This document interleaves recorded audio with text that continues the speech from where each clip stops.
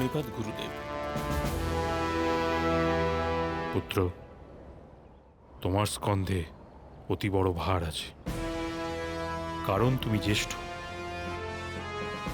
বিজয় থেকে প্রাপ্ত সম্মান যেমন তোমার হবে, তেমন পরাজয়ের অপমানও তোমারই প্রাপ্য হবে। এই যুদ্ধে কেবল কৌরবরা অংশ নেবে, কৌরবরা অংশ নেবে। আমার 100 ভ্রাতার পরাক্রমের ফল তোমরা 5 জন লাভ করো, সেই অন্যায় আমি কিছুতেই মেনে নেব না।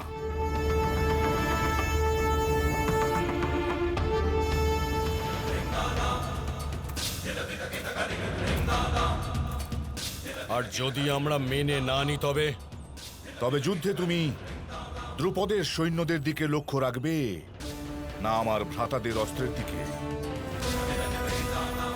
পাঞ্চালের সীমানায় কুরু বংশের রাজকুমাররা নিজেদের মধ্যে যুদ্ধ করতে পারে না দুর্যোধন। আমি তোমাকে প্রথম যুদ্ধের সুযোগ দিলাম, যাও।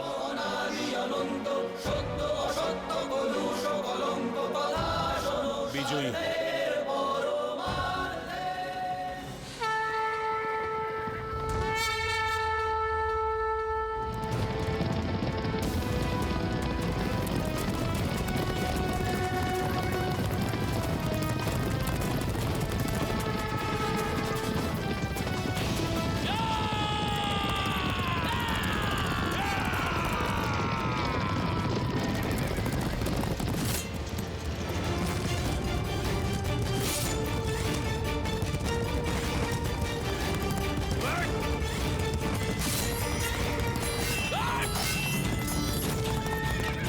সৈন্যদল, দিশা বদল করো। সকলের জন্য যে স্থান নিশ্চিত করা হয়েছিল সেখানে যাও।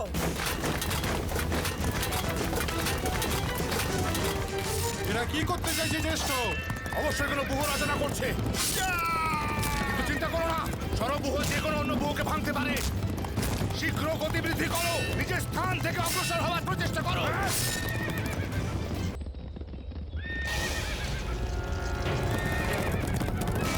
এক এক করে সব দ্বার বন্ধ করে দাও।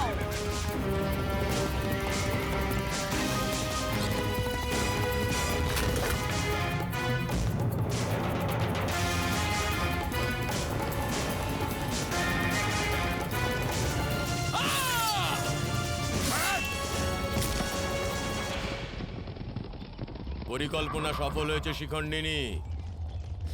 বন্দি করে ফেলো এই সব রাজকুমারদের, একটিও রাজকুমার যেন ফিরে যেতে না পারে।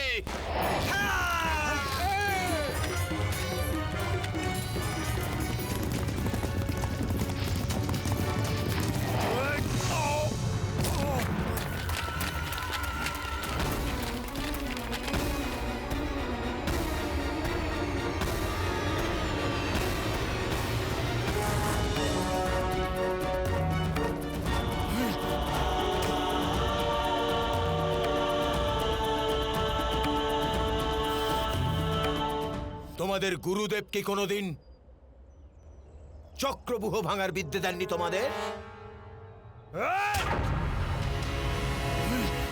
এ ধ্রুপদের চক্রবুহ, এ ধ্রুপদের চক্রবুহ।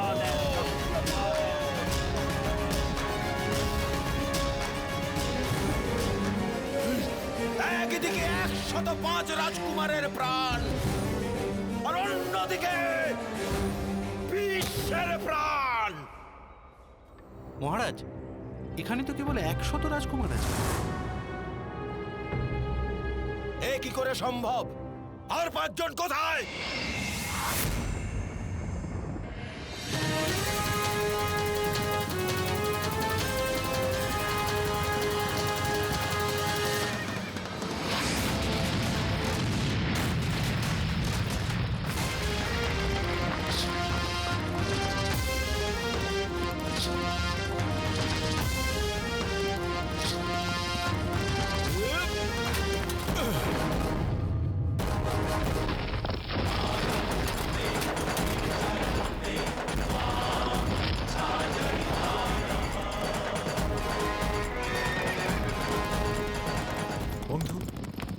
এই সৈন্যদল আমার শত্রু, কিন্তু ওদের অশ্বরা তো আমার বন্ধু।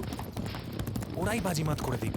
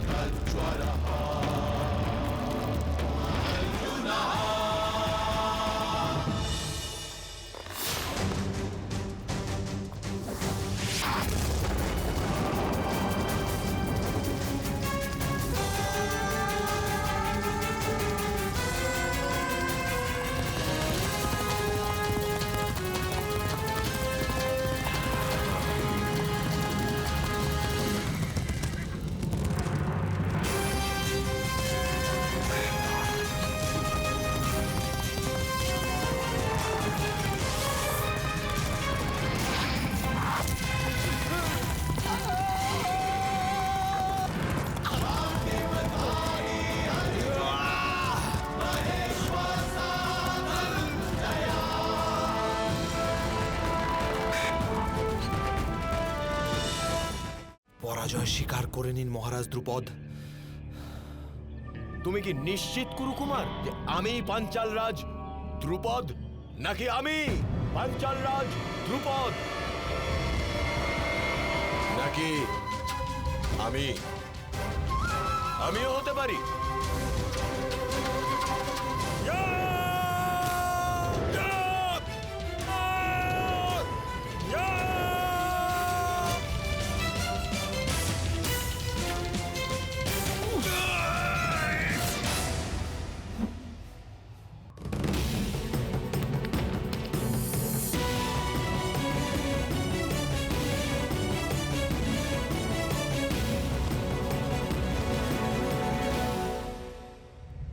এটা কি?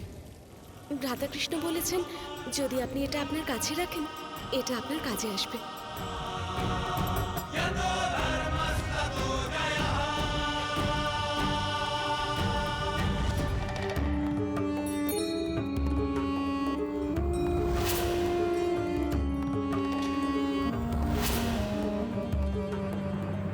কেবল একটি পাথরের উপরেই চোখ ঠিক মাঝখানে চিহ্নিত আছে, ঠিক যেমন একজন রাজা দ্রুপদেরই চোখ স্থির।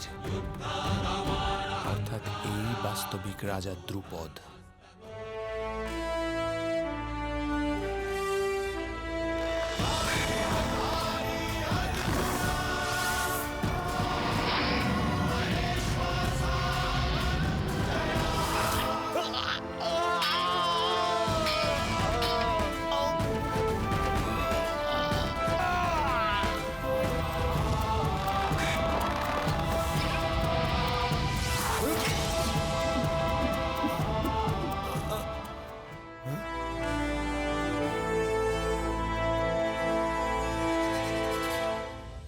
আপনার এই পঞ্চরত্ন ব্যূহ তো সত্যি অদ্ভুত মহারাজ, কিন্তু আপনি যদি আপনার বহুরূপীদের শিখিয়ে দিতেন যেন আপনার আদেশের জন্য আপনার দিকে আর চোখে না তাকায়, তবে হয়তো আপনি সফল হতেন।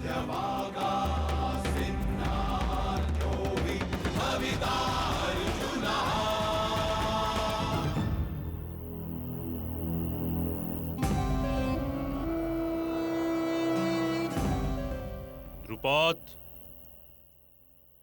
তোমার স্মরণে আছে এই সেই রাজভবন, আর আমি এখানেই দাঁড়িয়েছিলাম। আমি এসেছি মিত্র দ্রুপদ, তোমার গুরুকুলের সময়কার সঙ্গীত দ্রোণ।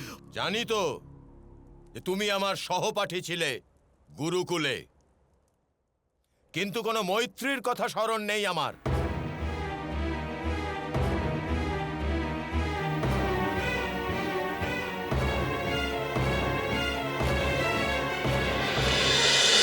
মহাভারত